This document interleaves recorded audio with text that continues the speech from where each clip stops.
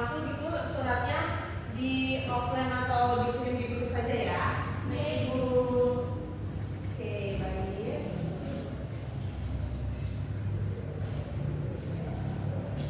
Baik, hari ini kita akan memulai pembelajaran mengenai Ibu bukan dulu bentar ya. Ibu. Ya, mengonstruksi informasi dalam teks prosedur.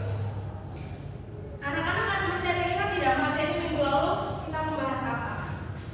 Teks prosedur, Ibu. Ya, teks prosedur benar. Ada yang tahu pengertian teks prosedur itu apa? Iya, Sukma, silakan. Apa? Jadi teks prosedur itu termasuk langkah-langkah dalam membuat sesuatu, Ibu. Iya, benar. Terima kasih Sukma. Sekarang jawab.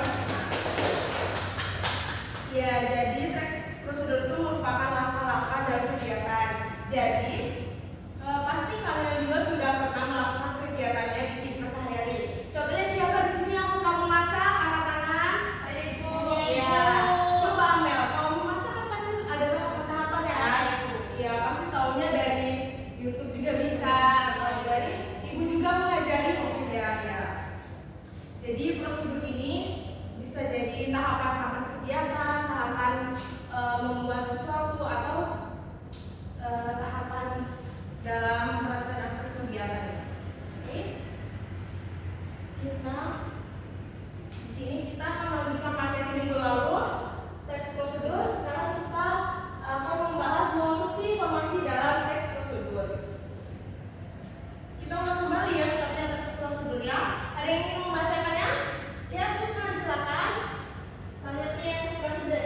Teks prosedur adalah teks yang berisi cara dan tujuan untuk membuat atau melakukan sesuatu hal dengan langkah-langkah yang tepat dan sistematis sehingga menghasilkan suatu tujuan yang diinginkan. Ya, benar sekali. Jadi teks prosedur itu termasuk langkah-langkah atau tahapan yang sistematis. Jadi seperti panduan untuk membaca atau pendengarnya agar mencapai kegiatan tujuan yang diinginkan gitu ya. Jadi paham semua ya soal pengertiannya? Paham, Ibu. Iya, bagus. Selanjutnya tujuan teks prosedur ini tujuannya yang sudah Ibu sampaikan tadi yang pastinya memudahkan pembaca atau pendengarnya untuk dapat mengikuti langkah-langkah atau tahapan dari perintah isi teks prosedur tersebut. Seperti misalnya kita ingin melihat nih contoh tahapan membuat kue kayak kue ulang tahun gitu ya misalnya. Nah itu pasti kita akan mengikuti tahapannya satu persatu agar sampai ke hasil jadinya langsung seperti itu ya. Jadi sudah paham ya tujuannya itu untuk mempermudah perintah dari teks prosedurnya. Oke, kemudian nih dalam kita membuat teks prosedur itu pasti ada strukturnya. Struktur itu untuk apa sih? Ada yang tahu tidak? Struktur, ayo. Oke, baik ya. Jadi struktur itu bisa membantu kita untuk merincikan, kemudian untuk menimbulkan tahapan-tahapan dengan sistematis dan terstruktur seperti itu. Jadi struktur teks prosedur yang pertama pernyataan umum atau tujuan. Pernyataan umum ini merupakan pengantar tentang topik yang akan dijelaskan dalam teks. Contohnya pada teks berjudul kiat berwawancara kerja. Nah, jadi dalam contoh kiat berwawancara kerja ini pernyataan umumnya itu yang pertama wawancaranya dulu. Jadi sebelum kita membuat teks prosedur itu kita harus mengawalinya dengan pernyataan umum dulu seperti pengantarnya begitu ya. Kemudian yang kedua materi atau bahan dan alat. Bahan dan alat ini yang pastinya itu sangat diperlukan dalam teks prosedur dalam pembuatan makanan ataupun barang. Jadi tidak hanya ada tahapan saja, tetapi juga ada alatnya, bahannya, kemudian juga secara rincinya juga cara-caranya begitu ya.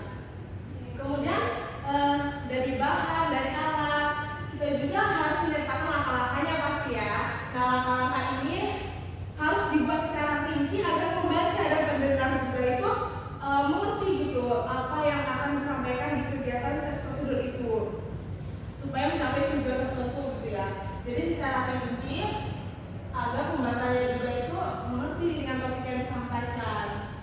Kemudian yang terakhir itu strukturnya penegasan ulang. Nah, bagian ini tuh berupa manfaat. Jadi petunjuk-petunjuk itu dijalankan dengan baik. Jadi dari awal sampai akhir itu ditegasin ulang. Apakah tes ini tuh baik nggak ya dijalaninnya gitu ya. Nah, udah pernah ada yang tes prosedur kan pastinya. Nanti kasih tugas saya buat tes prosedur. Oke, kita langsung masuk cara mengonstruksi informasi dalam tes prosedur. Tadi kan kita sudah melewati pengertian, tujuan, struktur. Jadi bagaimana kita mengonstruksi informasinya di dalam tes prosedur? Ada langkah yang pertama nih, pahami tujuan tes prosedur. Itu sudah pasti ya. Untuk yang pertama tuh apa yang kita ingin capai melalui langkah-langkah itu gitu sebagai kita pembaca dan pendengarnya gitu. Dijelaskan dalam tes itu gitu. Kemudian yang kedua, baca tes prosedur secara menyeluruh. Jadi tidak boleh baca setengah-setengah, yang pastinya kalau dari tahap awal sampai akhir kita bakal mengerti juga isinya apa, tujuannya apa, bahkan kayak kendala dan solusinya bagaimana gitu. Jadi memahami setiap langkah itu dijelaskan dalam teks dan selalu memperhatikan urutan-urutannya begitu. Kemudian identifikasi kata kunci seperti itu. Seperti kan kalau di dalam teks prosedur itu ada begini langkah-langkahnya, terus kayak lalu terus kedua langkah pertama, langkah kedua ya. Itu identifikasi kata kunci. Jadi kalau kita ingin mengulas teks prosedur informasinya, kita bisa identifikasi kata kunci itu kayak langkah pertama itu identifikasi pertama gitu. Terus kayak ada konjungsi gitu kayak harus ya, itu juga termasuk identifikasi kata kunci untuk mendapatkan informasi di tes prosedurnya. Kemudian langkah-langkah selanjutnya itu buat catatan. Jadi anak-anak dalam mengonstruksi informasi dalam tes prosedur itu kalian wajib tuh membuat catatan. Catat hal-hal yang menurut kalian itu penting untuk mencapai tujuannya. Jadi tadi langkah-langkah sudah pasti dicatat. Buat catatan dengan kata-kata sendiri juga bisa gitu ya. Kemudian dari catatan itu ikuti langkah-langkahnya dengan cermat. Sini kita harus memperhatikan langkah-langkah tes prosedur yang diberikan gitu. Seperti mengikuti urutannya, terus langkah-langkahnya itu benar dan memperhatikan setiap detail yang diberikan dalam teks gitu ya. Nah, jadi dalam mengonstruksi informasi dalam teks prosedur itu terdapat 2 poin kegiatan yang paling penting kalian harus pahami nih. Yang pertama, menunjukkan pernyataan umum dalam suatu kegiatan. Udah tahu kan pernyataan umum itu apa? Ya, jadi pernyataan umum itu seperti definisi gitu, pengantar awal untuk kita mengerti semua materinya gitu ya. Kayak misalnya, ya seperti misalnya gini, kita ingin membuat teks prosedur mengenai cara menghidupkan cara memakai laptop gitu. Yang pasti kita harus tahu definisi laptop itu apa, laptop ini perangkatnya apa gitu. Jadi pernyataan umum ini awal dari kegiatan yang mau kita buat teks prosedurnya gitu ya. Jadi untuk pernyataan umum paham ya anak-anak? Iya Bu, paham. Ya, jadi pengantar seperti itu. Oke, yang kedua, menuliskan tahapan-tahapan sebagai prosedur melakukan suatu kegiatan. Jadi setelah kalian menuliskan pernyataan umum, ya pastinya diikuti kembali dengan tahapan-tahapannya. Tadi sudah dijelaskan dari tahapan laptop misalnya. Dari pernyataan umum laptop gitu ya. Jadi definisi laptop itu apa, kegunaannya apa, yang manfaatnya apa. Kemudian diikuti dengan tahapannya. Cara menghidupkannya bagaimana, cara menggunakannya juga bagaimana, hingga fitur-fiturnya seperti itu. Itu yang dimaksud dengan menuliskan tahapannya gitu ya. Oke. Nah, di sini Ibu ada contoh nih, contoh untuk mengonstruksi informasi dalam teks prosedur yang berkaitan dengan 2 hal ini, pernyataan umum, menunjukkan pernyataan umum dan menuliskan tahapan. Nah, di sini boleh dibaca dulu teman-teman. Amin, boleh dibantu bacanya?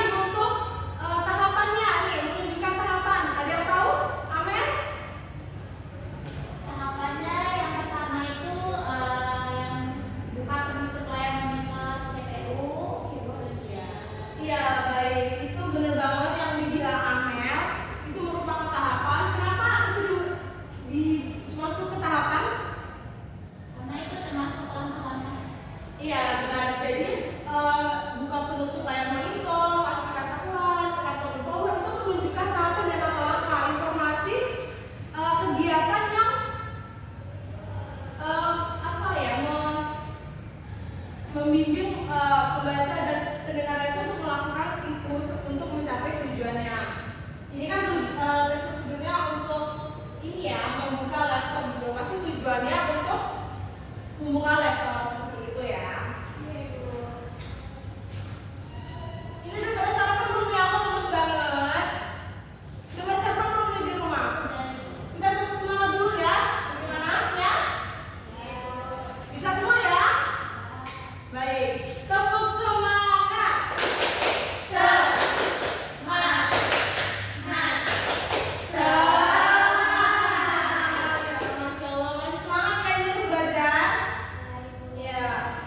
Baik, anak-anak, dari materi yang Ibu sampaikan mengenai pengertian, tujuan, struktur, hingga bagaimana mengonstruksi informasi dari tes prosedur ini sudah Ibu sampaikan. Semoga anak-anak bisa paham ya, bisa dipahami dengan baik.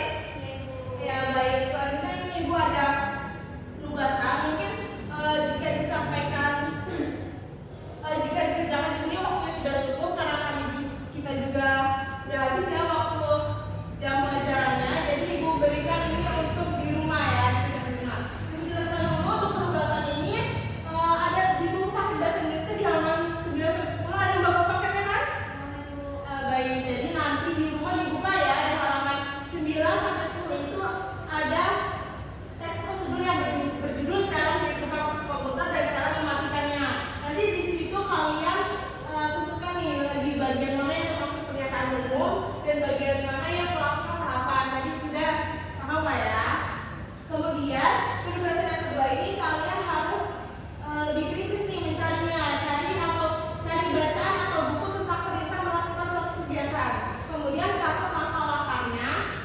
Kemudian simpulkan menurut kalian sendiri dengan kata-kata kalian sendiri ya. Paham semuanya? Ya baik, ini ditugaskan di rumah, pengumpulannya minggu depan saja ya. Jadi ada waktu untuk kalian mengerjakan ya. Baik, ada yang ditanyakan? Ya, jadi sudah kelas sudah.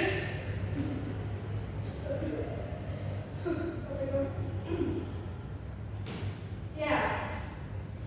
Baik, mungkin sekian pembelajaran hari ini. Untuk menyimpulkan semua materinya, kalian ada yang ingin menyampaikan satu orang terkait materi seluruhnya? Feby, disilakan coba menyampaikan materi dari keseluruhannya. Jadi pada hari ini kita membahas tentang teknologi. Ya. Nah, di teknologi itu terdapat langkah-langkah seperti yang telah saya baca tadi atau yang telah diberikan. Contohnya seperti menghidupkan laptop. Itu terdapat langkah-langkah yang ketika kita ingin menghidupkan laptop atau komputer. Ya baik. Jadi semua udah paham ya, yang pasti prosedur itu langkah-langkah atau tahapan dalam suatu kegiatan yang pastinya menunjukkan tujuan tertentu, tujuan yang kita inginkan gitu ya.